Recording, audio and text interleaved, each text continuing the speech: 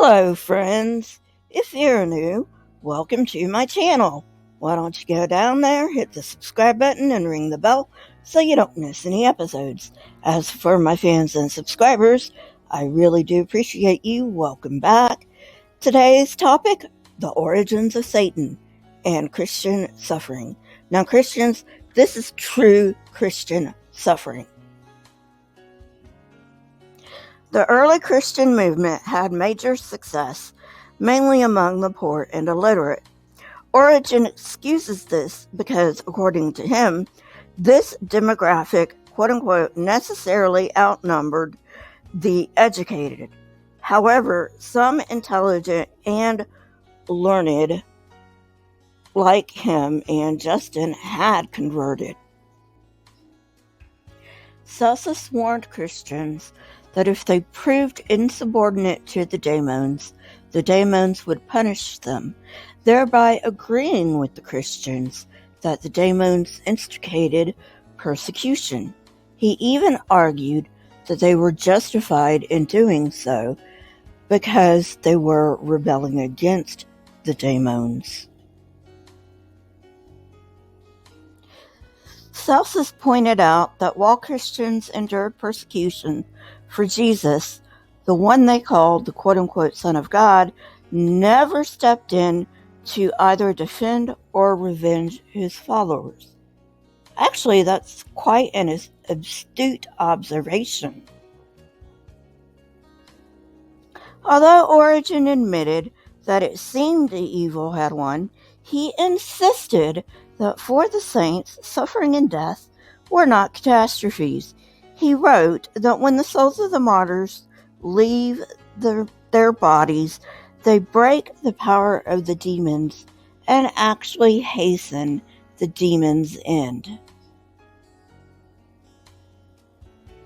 The demons themselves know this, and therefore withdraw at times, because killing Christians hastens their destruction. Origen argued that this was the real reason persecution happened intermittently. However, the demons recover to rage again. Origen writes that we can see this through the attitudes and actions of the human judges, distressed by those saints that endure torture, but glad when the Christian yields. I am by no means naive, but I think that this shows that the judges had a smidge of compassion. Origen himself had endured torture in 251 CE at Caesarea under the reign of Decius. Origen refused to renounce his faith, and as a result, he was tortured. I'm not going to go into the torture because I might get demonetized, but it is out there if you want to find out what happened.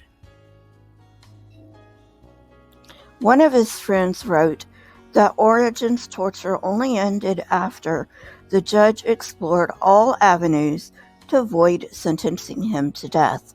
Origen never recanted, but nevertheless, the judge released him.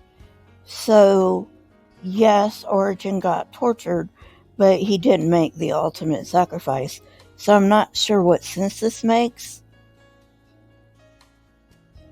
The friend pounced on the supposed fact that the judge did not do this out of compassion, but hoping that Origen would renounce his faith. And yet the judge released him, and the Christians have turned this whole thing upside down. Now, granted, the Christians were persecuted, and it was horrible. Celsus wrote that whatever compelled Christians to refuse religious obligations and offend emperors and governors might ruin the empire, destroy the law, and produce anarchy.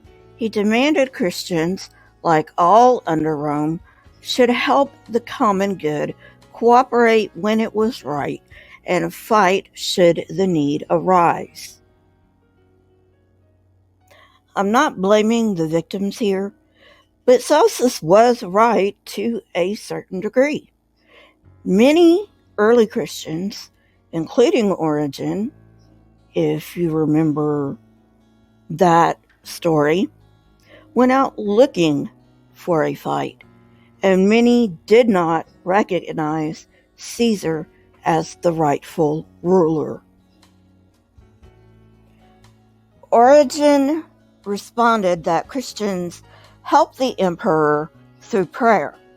Christians like Origen undermined the religious state, claiming religion for the conscience of the individual instead. This would have an enormous impact on later Western civilization. Most Christians, he said, wanted to avoid confrontation and to follow principles in the New Testament like that laid out in 1 Peter 2:16, honor the emperor. However, Christians' primary allegiance was to God, and this divided their loyalties. Because of these divided loyalties, Christians decided for themselves which civic and family responsibilities to accept and which to reject, something few pagans would do, or even think about doing. So you can see how some people thought that they were dangerous. We can see this in Origen, who wrote that people under an evil government are right to ignore laws and even to revolt in some circumstances. These beliefs did not come from an individual rights standpoint, a concept that would not come until the Enlightenment 15 centuries later. Rather, these ideas came from the sense of being God's people, inducted as citizens of heaven through baptism. Thus, 100 years after the Gospels were penned, Christians adapted the message to the persecution they faced. They identified as God's allies against Rome's pagans and magistrates who they saw as agents of Satan.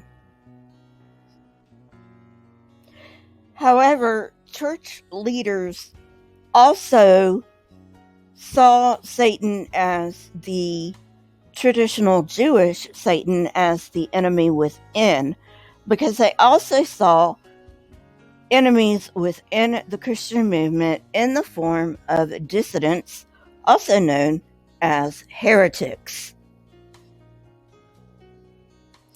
Well, friends, that's it for today. I hope you enjoyed it.